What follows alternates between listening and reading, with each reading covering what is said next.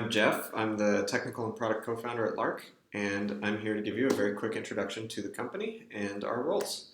So, Lark is a health tech company, so we make apps that coach people to better health. So, we help people with diabetes prevention, with diabetes management, with hypertension management. We also work in a few other conditions that we're developing currently.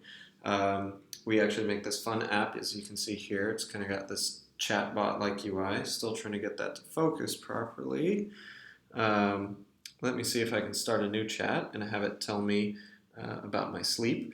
So Lark basically takes all of the sensor data from your phone and is sending that to our backend, and then we actually create conversations out of that to coach the user. So you can see here, I know this is not great with the glare, but it tells me that I slept for 8 hours 30 minutes last night based on its estimation. I was actually like sitting in bed a little bit in the morning, so it's a bit long, but it then provides kind of fun interactions based on that. So Lark's goal is really to show you, hey, this is how you've been doing this week, and kind of coach you to continue to make improvements, healthy improvements to your life. So whether you have a specific condition or whether you're trying to avoid developing one, Lark is a really great coach for that. We really focus a lot on making the interactions fun and interesting so that people will stick around for the long term. It's very important for behavior change that you're able to keep someone around for a long time and really develop a relationship with them. So that's what Lark tries to do with its chatbot. I really recommend that you download the product on the App Store, either iOS or Android, and you can check it out for yourself and really see what you think. So the company, as of late, has been really focused on partnering with health insurance companies. So you may see in the App Store that there's an in-app purchase, but that's actually not our focus at all. What our primary business model is focusing on helping insurance companies to basically manage populations and make sure that people are staying healthy. So, for example, if someone is at risk for diabetes, the insurance company will work with the insurance company to figure out a way to send them the app. They'll start using the app. Ideally, they will avoid the onset of diabetes, which will save the insurance company a lot of money, and we get paid for that. So we're basically taking a portion of the savings that the insurance company would be making by basically helping the user stay healthy and avoid conditions that would otherwise be costly. So that's kind of the primary business model that we've been working on lately.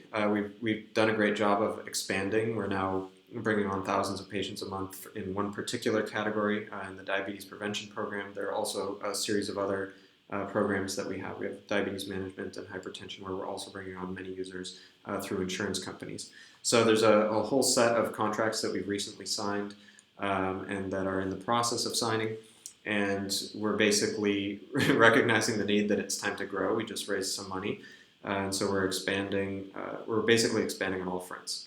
So we're expanding in business areas, which I won't really cover in this video, but we're also expanding a lot in the technical areas. Currently, our focus is primarily on backend. However, we're also looking for Android developers or possibly React Native developers. Lately, we've been moving the app in that direction so that we can kind of share development and not have to develop the same feature twice.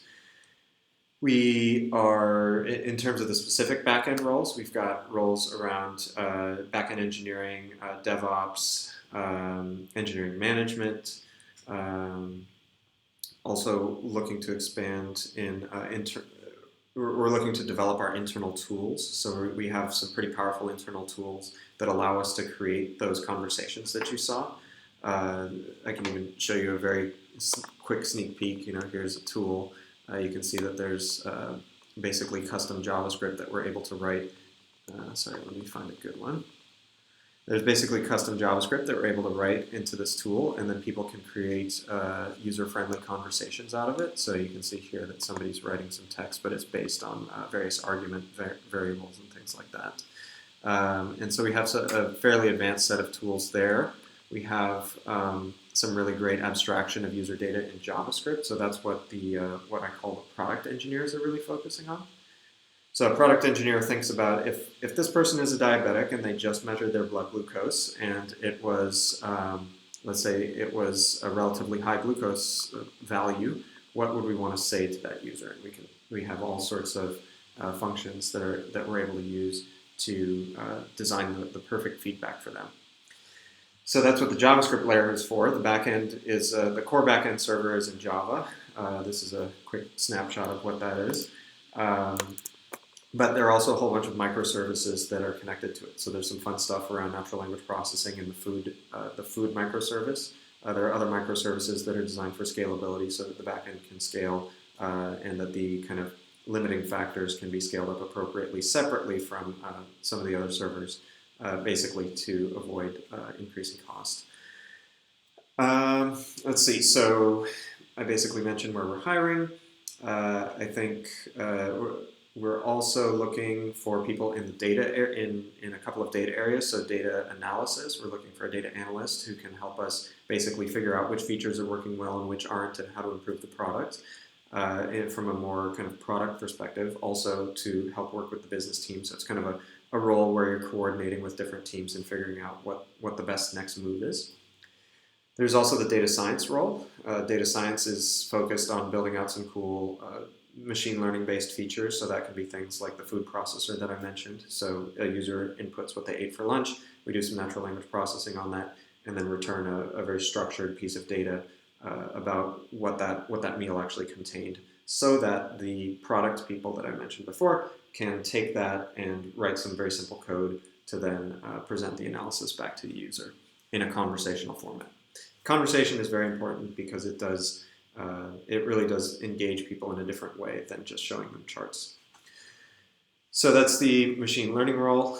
There's also a little bit of conversation optimization that's involved in the machine learning role. So deciding which conversation works best for what users, that's a pretty big challenge that we're tackling. In terms of, there's also a data engineering role. As you can imagine, we have a lot of data, activity data, sleep data, food data, and all of that we need to put in a format that's really easy for the data science team to use. And so a data engineer's job is really to work on pipelines, work on organizing the data, work on data warehousing, those kind of things. In terms of what we're really looking for in terms of experience on backend, we are looking for people who, in general, backend and software engineering, those people are really focused on kind of core software engineering. So there's not a whole lot of front end involved in most of what we do. However, the internal tool I showed you has some React and Node is kind of the system that's using, and that interfaces with the database directly. And in terms of other things to cover, the culture is it's kind of as you can imagine, a company that's working on this kind of a project, we really care about the product that we build. We really care about user outcomes, and we care about doing it in a way that's meaningful. Not just getting people to lose weight or lower their blood sugar by just pushing really hard. We actually take a very thoughtful approach to that and try to make it in a way that's user friendly and also kind. So that's a big focus for us, and that shapes the culture here. We have a lot of really nice people, I'd say. I can even show you the office real quick. We've got these fun whiteboard walls, right? This is the office. There's almost no one left. It's later on a Friday, so you can kind of see what it looks like out there. But a fun open office plan allows us to communicate effectively. We try to keep those noisy salespeople away from the rest of us, though. But so otherwise, we're in Mountain View. So this window out here is the San Antonio Shopping Center. So we're actually in the middle of a whole bunch of great restaurants and stuff. Let me see if there's anything else to cover. I think that's a good, very quick intro. Happy to dig deeper and kind of tell you more about what we're working on. So you can feel free to reach out to me directly and ask questions. In terms of next steps, I really recommend that you check out the app yourself. Check out our website. Really look into it. Because we really are interested in working with people that have a genuine interest in what we're working on. So, for example, if you really find that there's a feature in the app that you'd love to improve, or if there's something that stands out to you that you really think is working really well. Just knowing those things is really helpful for us and actually gets us excited about working with you. So I really recommend checking out the app and then having a think about it to see, is this something that I want to work on? And if it is, then I'm happy to set up more conversations with you or the rest of the team. I think another detail I left out is we're about 35 people right now. We're looking to grow. Um, I'd say, add on maybe 20 more people in the near term to grow in a couple of areas. But, it's not going to, we're not going to quadruple in size tomorrow, but we're definitely looking to grow in a fairly serious fashion quite soon. And that's as of September. So, if I quote different numbers when we chat, things have changed. Um, I think that's really about it. So if you have any questions, feel free to ping us, and looking forward to chatting more soon.